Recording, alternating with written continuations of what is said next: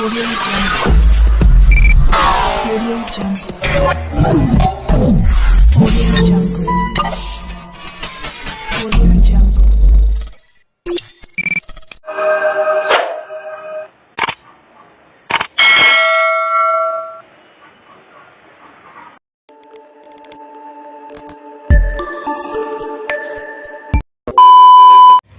Bismillahirrahmanirrahim. Assalamualaikum warahmatullahi wabarakatuh. Hai semuanya, kembali lagi bersama saya Rudianto. Kali ini saya akan menjelaskan sedikit materi mengenai akad istisna, dimana dengan mata kuliah akuntansi syariah dengan dosen pengampu Bapak Wirmia Kaputra SEMSI. Baik, pada slide yang pertama ini saya akan menjelaskan 4 poin. Yang pertama itu mengenai definisi akad istisna, yang kedua itu mengenai jenis akad istisna, yang ketiga itu dasar syariah akad istisna, dan yang keempat itu implementasi akad istisna. Kita memasuki definisi akad istisna, di mana transaksi istisna ini hukumnya boleh atau jawaz yang telah dilakukan oleh masyarakat muslim sejak awal masa tanpa ada pihak atau ulama yang mengingkarinya.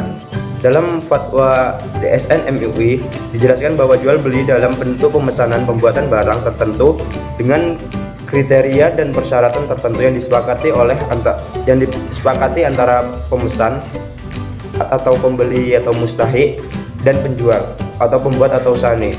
Pada dasarnya pembiayaan istisna ini merupakan transaksi jual beli cicilan pula seperti transaksi murabahah muajjal. Namun berbeda dengan jual beli murabahah, di mana barang diserahkan di muka sedangkan uangnya dibayar cicilan.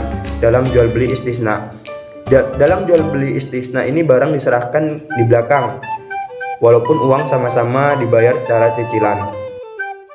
Baik, kita memasuki materi yang kedua, itu mengenai jenis-jenis akad istisna. Antara lain yang pertama itu istisna yang akad jual belinya dalam bentuk pemesanan pembuatan barang tertentu dengan kriteria persyaratan tertentu yang disepakati antara pemesan, mustasni, dan sani atau pembeli atau penjual.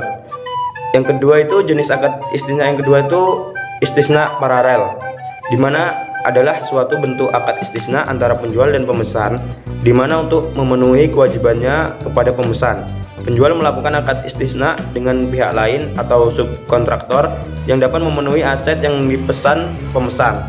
Syarat akad istisna paralel ini yang pertama itu antara penjual dan pemesan tidak tergantung pada istisna kedua, maksudnya antara penjual dan pemasok. Selain itu, akad antara pemesan dan penjual pada akad antara penjual dan pemesan harus terpisah dan penjual tidak boleh mengakui adanya keuntungan selama konstruksi. Baik, kita memasuki dasar syariah akad istisna, di mana akad istisna adalah akad yang halal yang didasarkan secara syar'i di atas petunjuk Al-Quran, As-Sunnah, dan Al-Ijma' di kalangan muslimin. Kita memasuki yang pertama itu dasarnya itu Al-Quran, di mana pada Quran surat Al-Baqarah ayat 275 yang artinya Allah telah menghalalkan jual beli dan mengharamkan riba.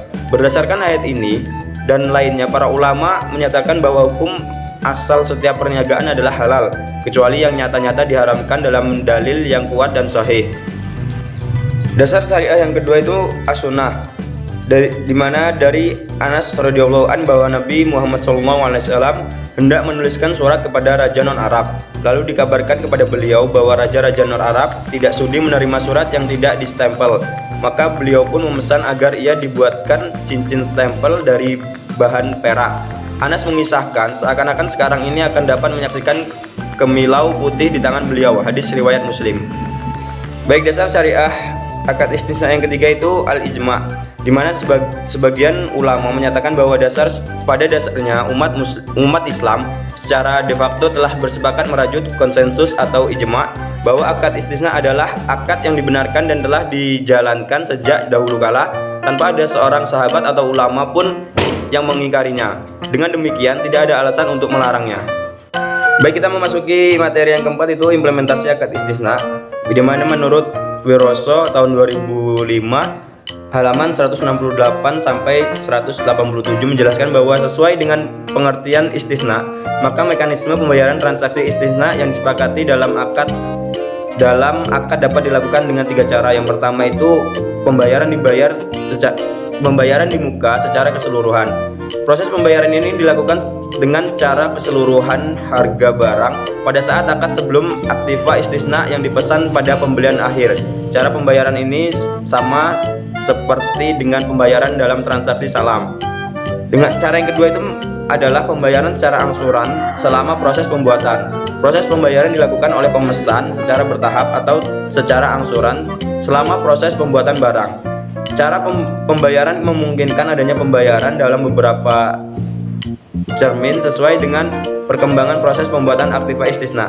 Cara yang ketiga itu adalah pembayaran setelah penyelesaian barang.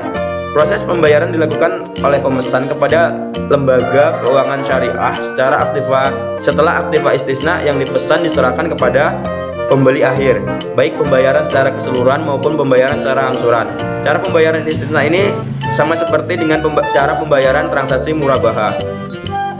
Baik, mungkin itu saja yang dapat saya sampaikan pada kesempatan penyampaian materi kali ini. Saya akhiri, wabillahi taufiq wal hidayah. Wassalamualaikum warahmatullahi wabarakatuh.